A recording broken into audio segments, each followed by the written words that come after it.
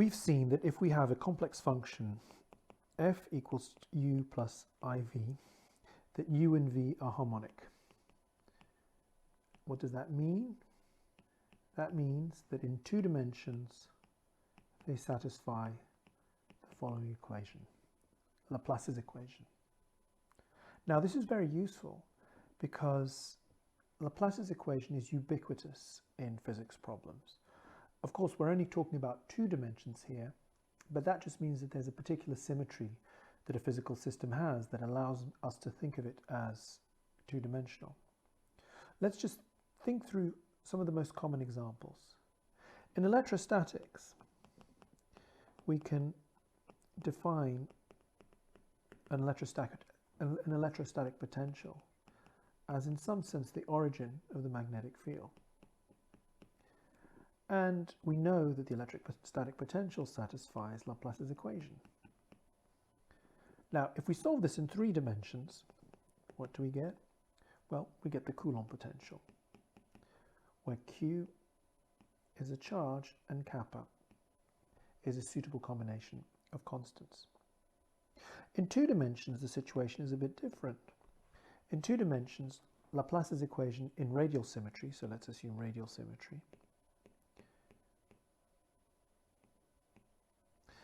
it gives us 1 over r d dr r d phi dr equals 0.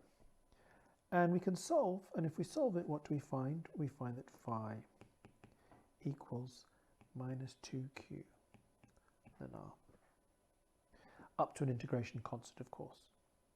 We could have obtained this another way. We could have obtained this simply from Gauss's law.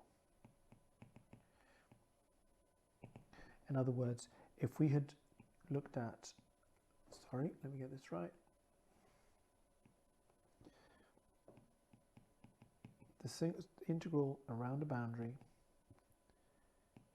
of the magnetic field is going to give us e equal to 2 pi r, which is 4 pi q. And if we integrate that, we'd get the potential, the electrostatic potential. But note that in 2 dimensions, we can identify the electrostatic potential, i.e. the thing that satisfies Laplace's equation, i.e. the harmonic function, as a component of a complex function. In other words, I could write something like this, where I've just renamed u as phi. And look at what happens. A suitable choice of an analytic function is f of z equals minus 2q ln z. And if we do that, we recover exactly the solution we recovered before for the electrostatic potential. But we get more out of this. We get that if we look at lines of constant potential, they're going to be orthogonal to lines of constant v. Remember, we saw this when we were discussing the Cauchy-Riemann conditions. And these are nothing more than the field lines for the electric field. In other words, if you think about this in terms of complex functions, you get more than just the solution to Laplace's equation. You also get the constant lines for the electric field.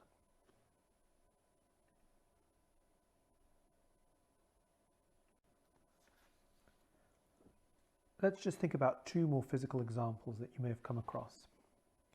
First of all, well, let me just write this down.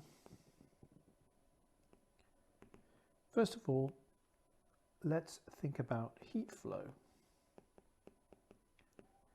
In that case, we define the heat flow across a surface, and let's call that heat flow Q, and it's going to be given by minus K, the gradient of the temperature field. That's the heat flow. If there's no heat source, then we have that, so no source, we have that the div of Q equals the Laplacian of t equals 0. And so again, we can construct a complex function, and that complex function is going to be t plus some iv. The isothermal lines, i.e. t equals constant, will be orthogonal to the v equals constant lines. And what are these v equals constant lines? These v equal constant lines are nothing more than constant flux lines. So again, the complex functions give you more than just the solution to Laplace's equation. One more example. Let's think of one more example.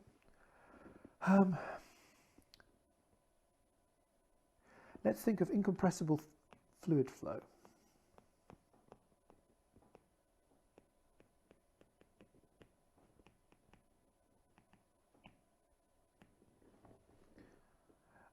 We can define a velocity potential, phi v, such that the velocity is nothing more than the gradient of phi v, and that's the velocity.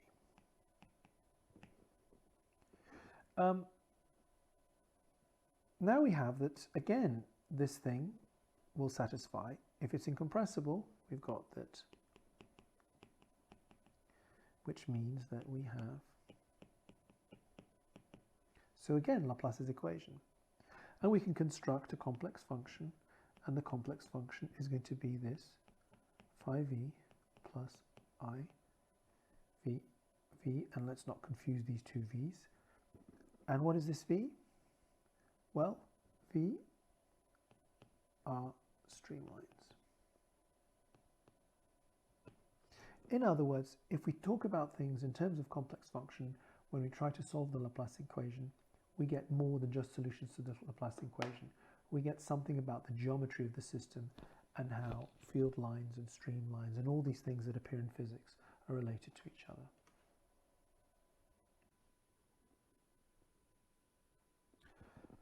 So we've seen how we can pick out solutions to Laplace's equation just by looking at the appropriate complex function.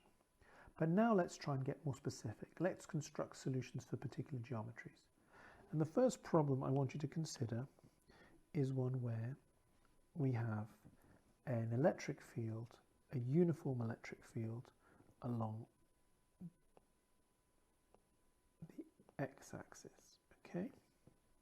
In other words, we have an electric field that looks like that, okay? And we can integrate that, and if we integrate that, we get a potential which looks like that. But look at that.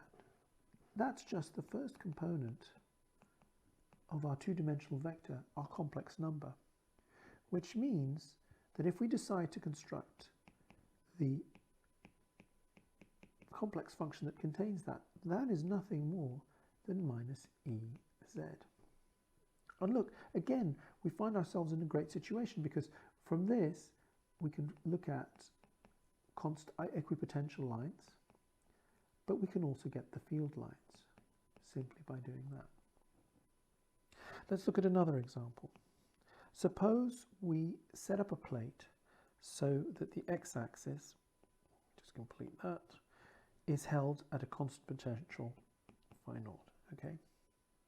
Now we'll have that the electric field goes along the y direction. And we have that the electric field is given by 0, where the sigma is the charge density.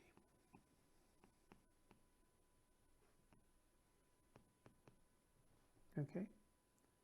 And if we integrate, we get that phi is equal to some constant minus sigma over epsilon naught y. And look, at y equals 0, we recover the constant potential. But again, let's play the same game. Now, what is this? This is the second component. So we would have to multiply, well, let's write this as x plus iy. We'd have to multiply z by I to get this y being part of the real part of the function, okay? But that's easy to do. And so what do we have? We have that the corresponding function is going to be phi naught plus I sigma over epsilon 0 z. And again, we can read off equipotential lines, but we can also read off field lines. Let's consider a slightly more elaborate example. Let's consider the case of a conducting cylinder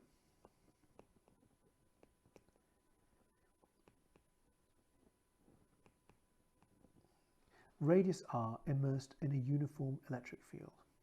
Okay, so what do we have? Let's just draw it. We have something like that. That should be a circle. And we have a uniform electric field. So it goes in the x direction. And this is radius r.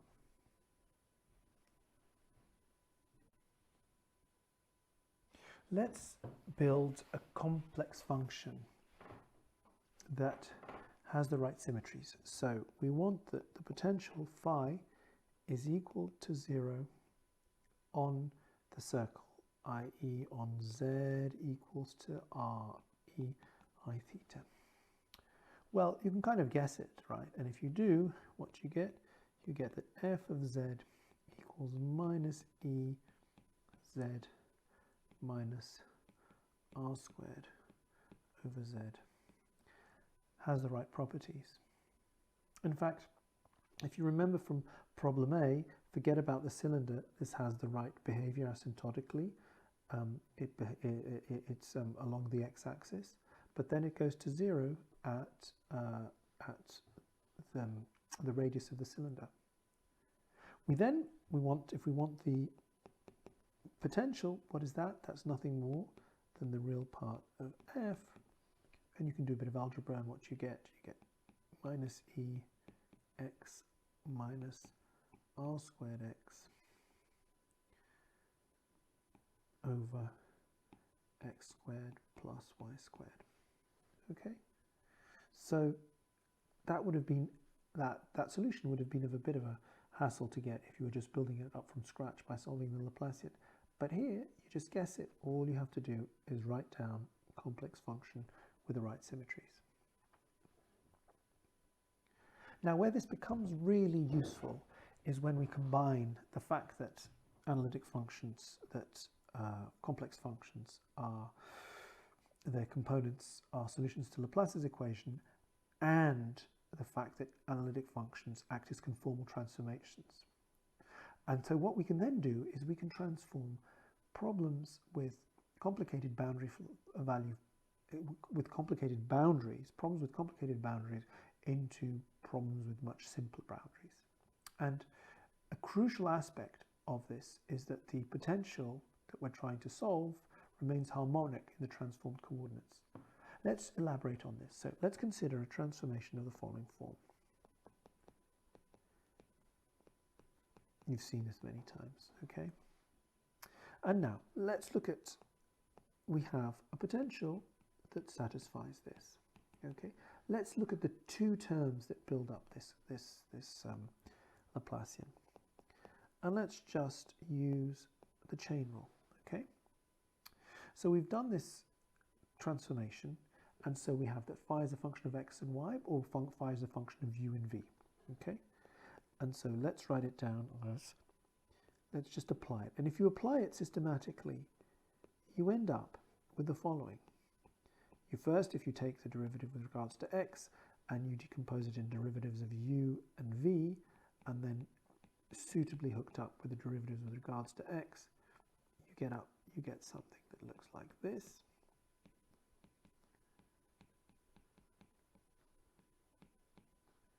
And you can see all the bits emerging.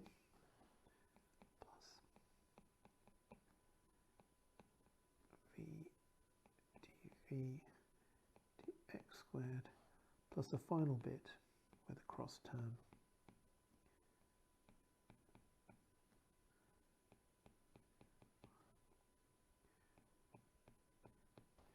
And you get something for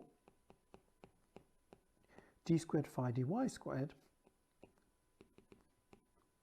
which is similar. okay, except here you're going to get y's. But apart from that, it all looks the same.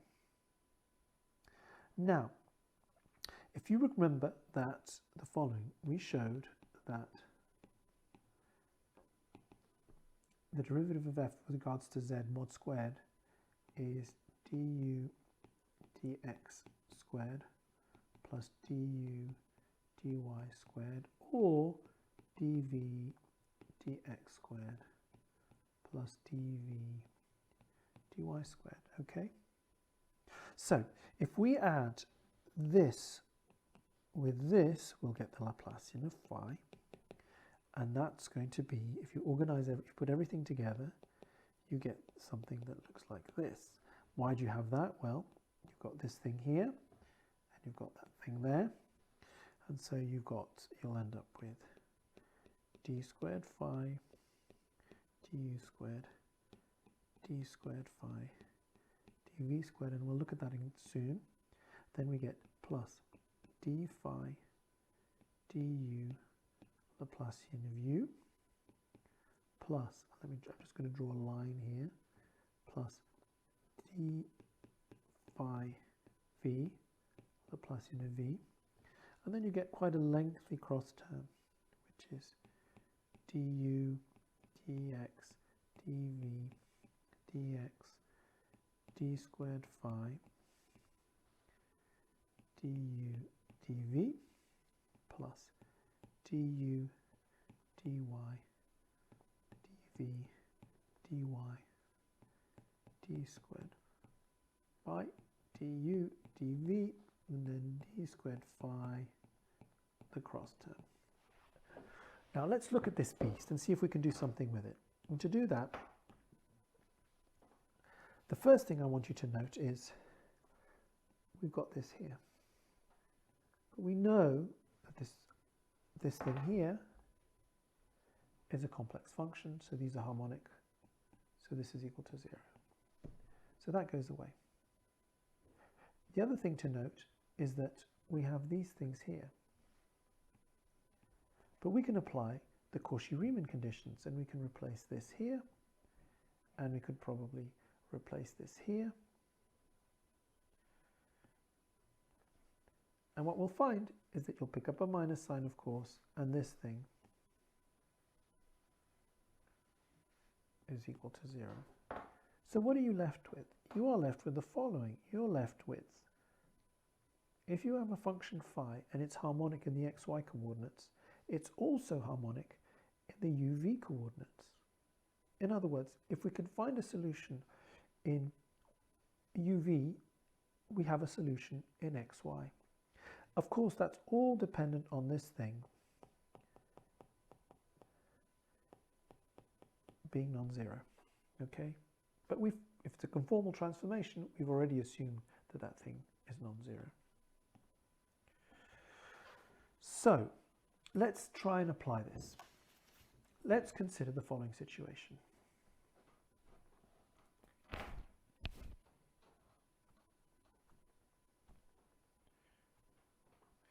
Let's consider a plate held at a fixed potential on the positive x and y axis. So we've got our system like this, okay? And it's constant here, and it's constant here. Let me use a bit of color just to emphasize that. So it's constant along here, and it's constant along here. Okay, and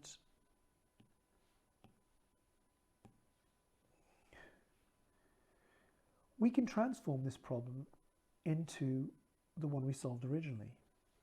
If we have a transformation f of z, so this is the xy that transforms to uv, right? And so we can call w equals u plus iv, okay? If we do the following transformation, w equals z squared, this will be mapped onto here, and that will be mapped onto there, okay? But we know the solution for that problem in which we have a constant, sorry, let me try and align that, in which we have a constant phi naught on the x-axis. We know what the solution is. In the uv coordinates, it's nothing more than, well, solution to the problem where we have E equals 0 sigma over epsilon 0. And we found the solution to that. And the solution to that, what was it? It was phi equals phi naught plus I sigma over epsilon 0 W. Okay.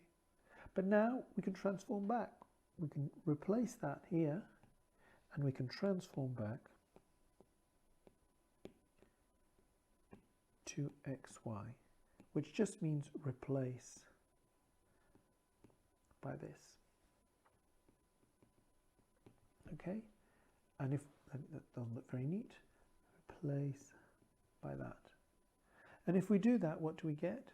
Well, we get phi equals the real part of f, which is equal to the real part of phi naught plus I sigma over epsilon 0 z squared, which is, and we've actually seen this before, it was one of the functions we looked at in previous lectures. We get 2xy. In other words, equipotentials for this problem are hyperbolas, exactly as we saw before. They're going to do that.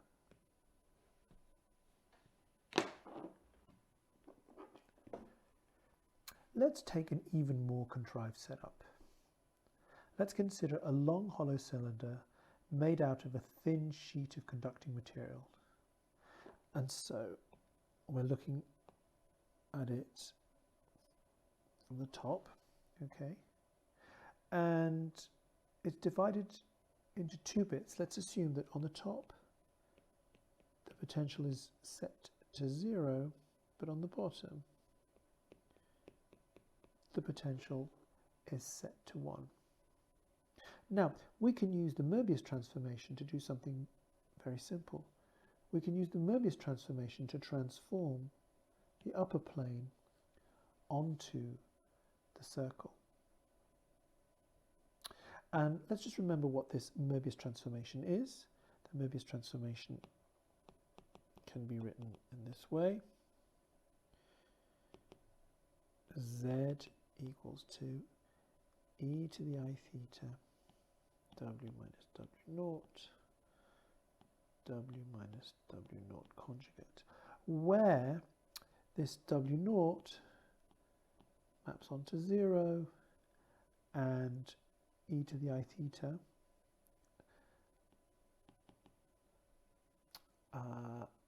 maps onto plus infinity and minus infinity. Sorry, let me clean that up. Plus infinity, minus infinity. Okay. So we're going to choose e to the I theta naught to be equal to minus 1. So this point here. And we are going to map onto z equals 0. Okay. This gives us a very specific choice for the Möbius transformation. It's going to be z equals to I minus w, I plus w. Very good.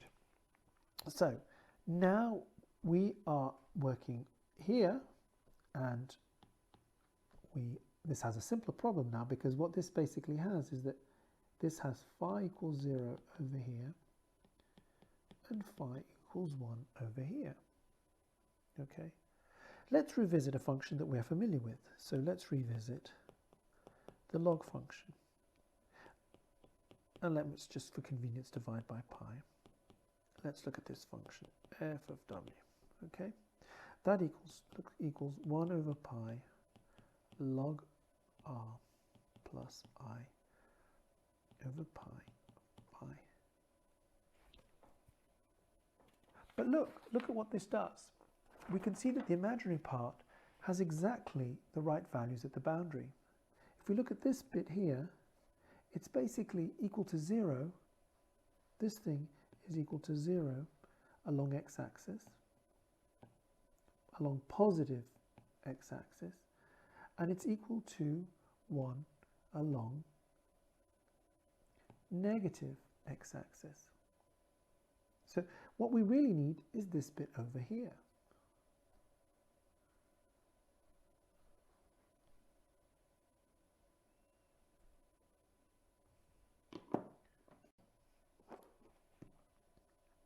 This means that we have a very clear candidate for our solution. It's 1 over pi phi, which is nothing more than 1 over pi arctan u over v. And this, where does this come from? Where we know what this comes from. This comes from the complex function minus I over pi log w. That's the complex function. Now, to get back to the xy coordinates,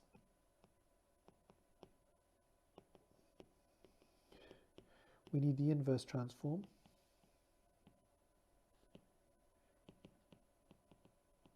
And that's not difficult.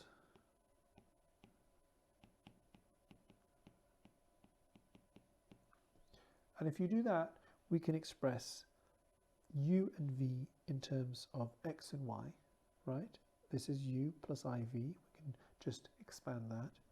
And so then we get what we were looking for. We get that phi is going to be 1 over pi arctan 1 minus x squared minus y squared over 2y. And we can look at what the equipotential curves are, and the equipotential curves, in other words,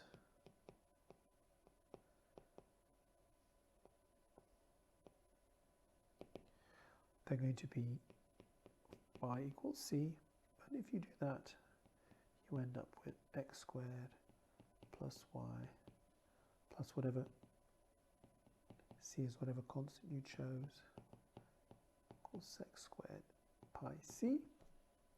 And flux lines, you can do the math, and they're arcs of circles with centers on x-axis. So from this here, you can pick out the flux lines and in the same way transform to the xy coordinates. So this is a really good example. Well, these are two good examples where you have a difficult geometry, something with a corner or a funny spherical cylindrical geometry with a weird boundary condition, and you transform it into you do conformal transformation into a new geometry where it makes it completely simple. You can just read off the solution instead of having to try and solve Laplace's equation with some funny conditions.